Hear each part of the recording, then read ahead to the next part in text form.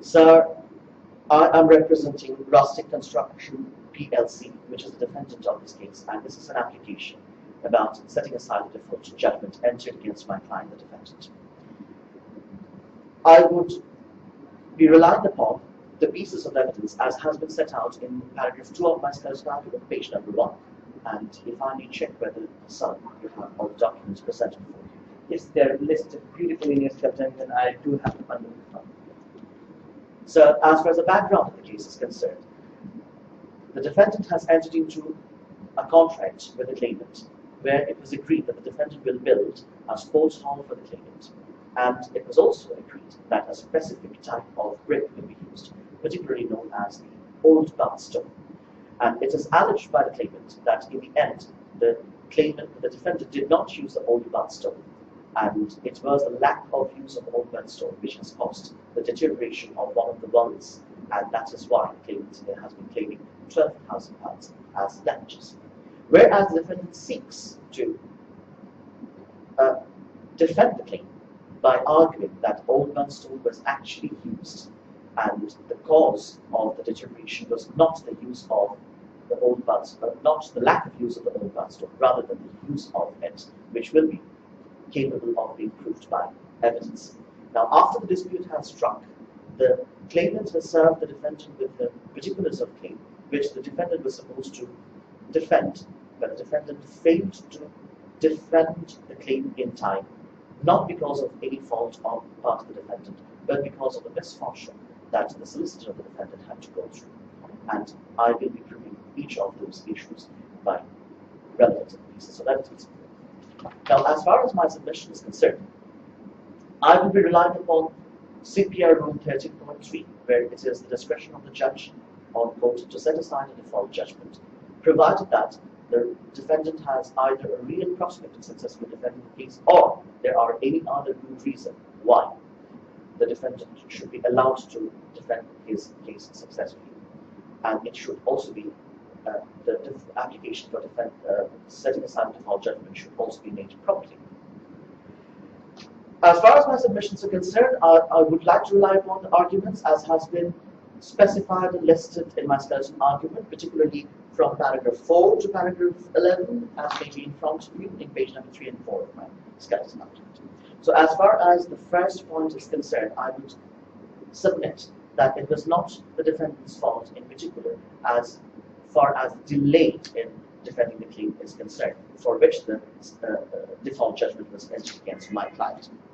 That would be apparent from the statement of Jeremy Miles, the solicitor of the defendant, and that has been contained in page number 35 to 39 of the bundle, and then I would particularly refer to page number 36, and in more particularly paragraph 5 and 6, where it was clearly stated that Ms. Jeremy Miles was involved in an accident which has prevented her from appearing before making the defense in time.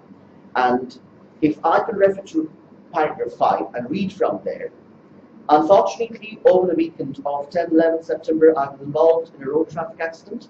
It was not a serious collision, but I suffered a whiplash injury to my neck.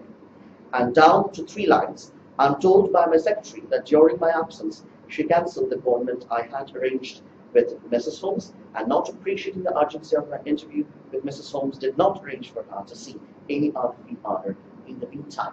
And paragraph 6 would make it apparent how the defendant relied on the secretary's words. Paragraph 6, if I may read from there, today, Friday, 30th September, Mrs. Holmes telephoned me and told me that the defendant had received a copy of the default judgment entered in this action. I was informed by her that she had relied on my secretary's statement that the matter of filing an acknowledgement of service of defense to the action could be safely be left until my return to the office. I have made immediate arrangements for the preparation of the documents necessary to make an application to set aside the judgment. There are 2 submissions that I would like to make that proves that the defendant has relied as he was expected to in the words of the secretary, which has caused delay, and that is something that the defendant is not personally responsible for. And the second submission is that the application to set aside the default judgment has been made sufficiently promptly, as the information that the default judgment was entered against my client was received by the solicitor on 30th September, Friday, and today we are making the application within just 2 days of receiving the information.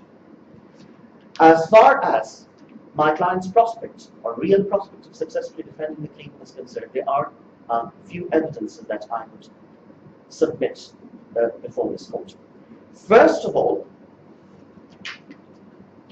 it is apparent from the witness statement of the solicitor of the defendant, Miss Jeremy James Miles, that the Mendy Purist PLC, the supplier of the old bath, confirmed once again, after the particulars of claim was received by the defendant, that the old bath stone was in fact used. If I may refer to page number 39, paragraph 9, and read from the 5th line.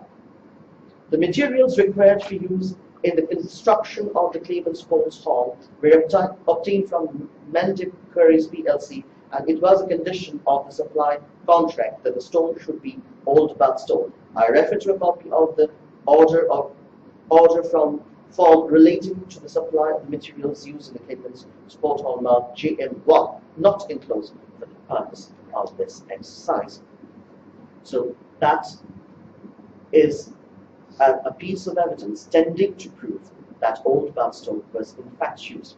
Apart from that, if I may also refer you to page number 26 of the bundle, letter dated 21st March, and read from paragraph number 1, line number 2. The contract we made with Mendy Purist PLC specifically required old bath stone to be supplied for the facing stonework on the bath building. As far as we are aware, old bath stone was used. Indeed, the planning permission given by the planning authority required this, and as your client will be aware, the building was finally inspected by them. That also tends to prove that the planning permission was obtained from the planning authority after they have inspected it, and the old bath stone was in fact used according to their satisfaction. And lastly, sir, it would be always fair that either a joint inspection is done before an expert report is completely relied upon for the resolution of a dispute of facts, or there should be opportunities on part of both of the parties to inspect the deteriorating wall properly, whereas my client was refused that right. It would be also apparent from page number 26 and 27 of the bundles, where in page number 26 you will see the letter dated 21st March, where it was specifically asked by my client to inspect the particular wall. Paragraph number 3.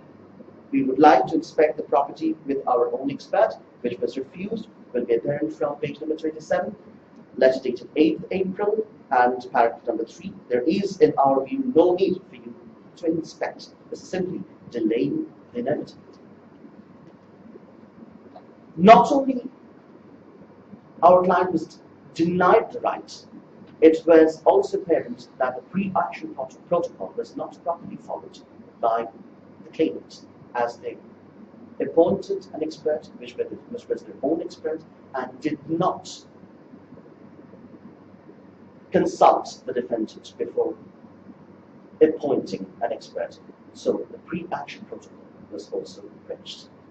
Hence, for the resolution of the dispute, and hence, as I submit that the defendant has a real prospect of successfully defending the claim, and as I also submit the application was sufficiently promptly made, and also there are other good reasons that for the interest of justice, the default judgment should be set aside in favor of my client, and the court would be minded to appoint an inspector jointly so that the truth comes to light and resolution of dispute is done in a much better way with joint inspection and evidences are reliable. If Your Honor does not have any further questions, I would like to rest my submission.